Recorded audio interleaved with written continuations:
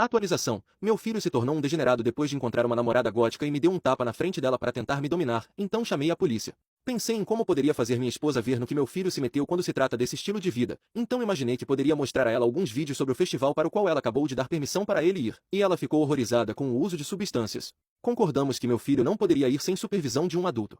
Então, tem um cara que eu conheço que já fez turnê com o ICP e entrei em contato com ele para conversar sobre isso. Ele tinha algumas ideias interessantes e boas sobre eles e me fez perceber que o problema aqui tem pouco a ver com a música que meu filho está ouvindo. É mais sobre algo que ele está passando e precisamos descobrir junto com ele e ajudá-lo. Agora, em relação ao nosso filho. Depois que minha esposa e eu conversamos sobre a situação, decidimos que seria melhor ter uma conversa amigável com nosso filho. Uma conversa que não incluiria gritos da minha esposa ou de mim, mesmo que nosso filho levasse a voz. Íamos contar a ele nossa decisão sobre o show e ver se poderíamos encontrar um terreno comum em relação a algumas outras questões. Então, ontem à noite, sentamos ele quando ele voltou de sair com a namorada. Ela veio com ele porque precisava pegar algo que estava no quarto dele. Ela ficou por 30 minutos antes de sair. Quando ela saiu, minha esposa e eu pedimos ao nosso filho se poderíamos conversar. Ele resistiu no começo e tentou sair, mas eu disse: por favor, filho, eu só quero conversar. Eu não vou gritar. Só quero saber o que posso fazer para ser um pai melhor. Funcionou, mesmo que ele parecesse irritado. Antes de falar sobre o uso de substâncias ou ICP e pintura facial, perguntei se ele estava bem. Perguntei se ele precisava conversar com alguém. Ele apenas ficou lá sentado. Minha esposa fez a mesma pergunta, com uma frase diferente, para ver se conseguia fazê-lo se abrir. Nesse ponto, ele começou a chorar e pude perceber que ele queria dizer algo. Eu me calei e continuei deixando minha esposa trabalhar para fazê-lo se abrir. Como temos tido conflitos, não queria estragar essa oportunidade.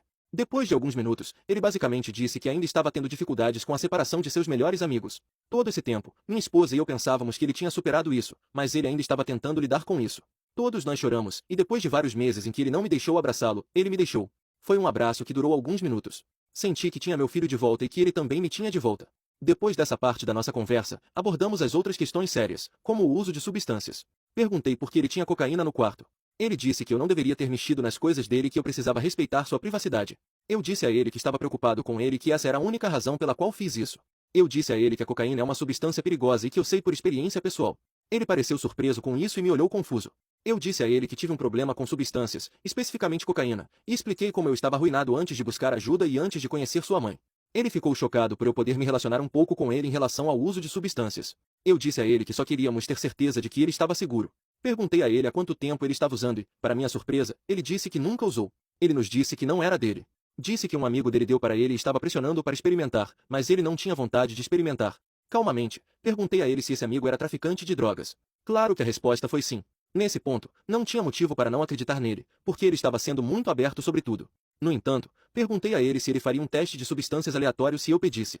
Ele disse que sim, mas que mostraria que ele estava fumando maconha. É um alívio saber que ele não estava usando cocaína. Eu consigo lidar com a maconha. Muito mais fácil do que tirá-lo da cocaína. Depois de discutir isso, minha esposa e eu ainda estávamos bastante calmos, então passamos para a última parte de nossas conversas. A questão do ICP. Minha esposa começou essa parte pedindo desculpas a mim por ter dado permissão para ele ir ao festival. Em seguida, ela mostrou um dos vídeos no iPad dela e entregou para ele. Ela disse para ele assistir. Acho que ele sabia para onde isso estava indo porque parecia meio chateado. Depois do vídeo, ela disse a ele que nós dois decidimos que não era uma boa ideia ele ir para esse festival sem um adulto. Ele ficou chateado no começo, mas eu tive uma última ideia para talvez fazê-lo entender o motivo. Mostrei uma mensagem do meu amigo da banda que fez turnê com o ICP e deixei ele ler. Aparentemente, ele conhecia a banda e o cara, e isso impactou mais do que minha esposa ou eu poderíamos. Minha esposa e eu concordamos que, dependendo da reação dele, poderíamos tentar resolver para talvez eu e meu filho irmos por um dia. Havia alguns fatores que precisávamos resolver para que isso acontecesse. Quando contamos isso a ele, ele aceitou melhor do que pensávamos. Ele perguntou se poderia levar a namorada dele. Dissemos que teríamos que falar com os pais dela e conhecê-la melhor. Ele concordou com isso. Também estamos fazendo um acordo com ele em relação à pintura facial e à música. Perguntamos se ele consideraria não usar a pintura facial o tempo todo quando sairmos. Explicamos que, embora não nos envergonhe, isso causa distração.